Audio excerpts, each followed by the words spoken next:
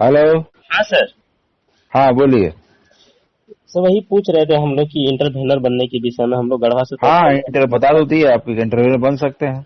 अच्छा सर, ऐसा भी हो सकता है क्या कि वैकेंसी अगर मतलब कोर्ट मतलब सोनी कुमारी के पक्ष में डिसीजन आ सकता है?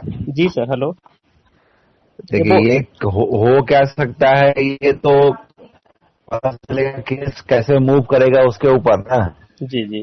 तो हम लोग जो है अभी ना सर कि झारखंड सरकार के भविष्यवाणी, सपोर्ट में खड़ा होना चाहते हैं कि हम लोग के कोई ऑब्जेक्शन नहीं है केस मतलब इससे। आप झारखंड सरकार के सपोर्ट होइए या बिल्कुल में आइए, दोनों स्थिति में आपको केस का हिस्सा बन जाना चाहिए और हर स्टेज पे केस को देखना चाहिए। तभी तो बाहर से कुछ बोलना तो बस वैसे ही होगा जैसे बाकी लोग बात करते हैं। हाँ, ये भी बात और सही जहां है। तक प्रश्न यह है कि होगा क्या होगा नहीं होगा, वो तो केस के डेवलपमेंट पर डिपेंड करता है ना, जी। कि केस कैसे आगे बढ़ता है। केस ज्यादा कॉम्प्लिकेटेड होगा तो उस ढंग से केस को किया जाएगा, है ना।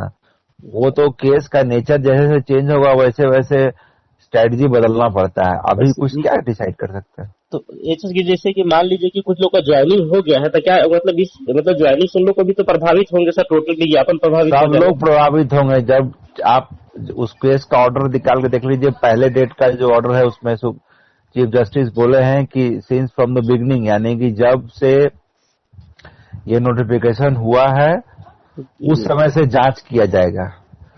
तो अगर नोटिफिकेशन ही कैंसिल कर देगा तो जितना हुआ है, ज्वाइनिंग जितने लोगों का हो चुका जितने है। लोगों को अपॉइंट किया गया सब रद्द हो जाएगा।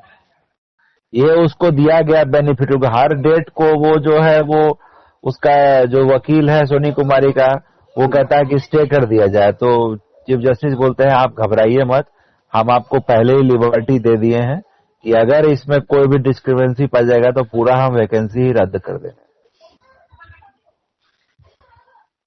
हेलो। हाँ सर। हाँ यही है।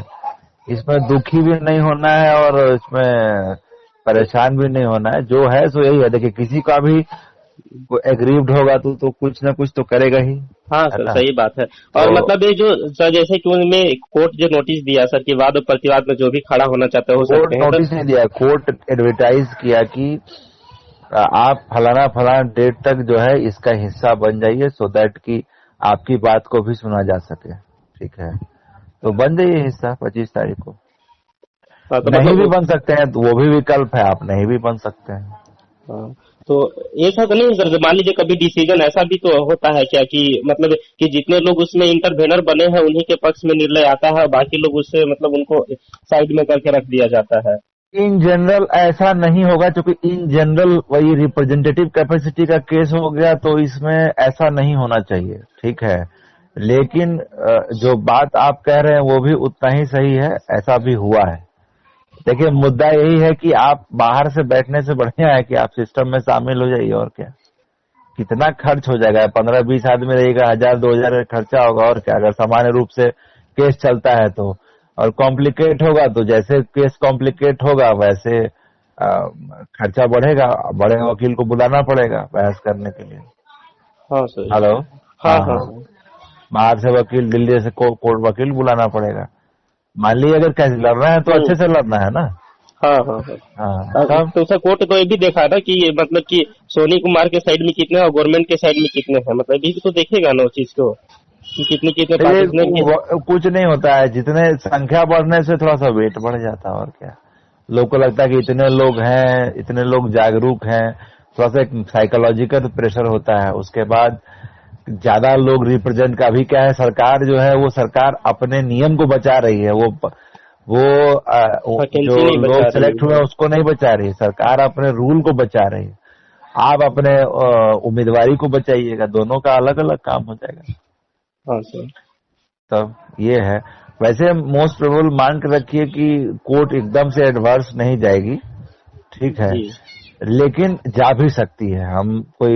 आपको हम झूठ नहीं कहेंगे कि एकदम हाँ, से तो वो नहीं। तो डिसीजन जज के ऊपर करता है कि वो क्या उनके माइंड जज में के उस समय ऊपर कुछ चलता नहीं है। करता है। जो चीज होगा, जो जो प्लस माइनस में जिसका पलड़ा भारी हो उसके फेवर में जजमेंट चला जाएगा। जज के हाथ में भी कुछ नहीं होता है। तो इससे पहले राजस्थान का भी एक मुद्दा आया था क्या सर इस टाइप का कि। वही उसी का जजमेंट है, उसी का जजमेंट है। अच्छा, उसी उसी का में जजमेंट। जजमेंट ये है, हाँ, कि किसी भी क्षेत्र को आप, उसी केस में आया था। कि किसी भी क्षेत्र को आप पूरी तरह से रिजर्व नहीं कर सकते हैं। मतलब रिजर्व तो किया जा सकता है, लेकिन कहने मतलब कि एम्प्लॉयमेंट के लिए नहीं किया जा सकता है। रिजर्व करने का प्रावधान तो संविधान में है, अनुसूची 5 में पढ़ के देखिए। जी लेकिन क्या है ना, संविधान में जो लिखी हुई बात है जी उसका अंतिम सत्य वो होगा जो सुप्रीम कोर्ट बोलेगा। Supreme court is the guardian of the constitution, है ना। Yes sir. और जो सुप्रीम कोर्ट व्याख्या करेगी उस अनुच्छेद या उस अनुसूची या उस भाग का, वही सत्य है संविधान के विषय में, समझ रहे हैं। हाँ हाँ। तो इसलिए जो सुप्रीम कोर्ट कही या कहती है वही प्रिवेल करता है, उसी को माना जाता है। हाँ वो तो है कि जो नोटिस दे, मतलब क्या है, उनका जो जजमेंट होगा वही कानून बन जाता है। आप समझ गए। हाँ बस वही बात।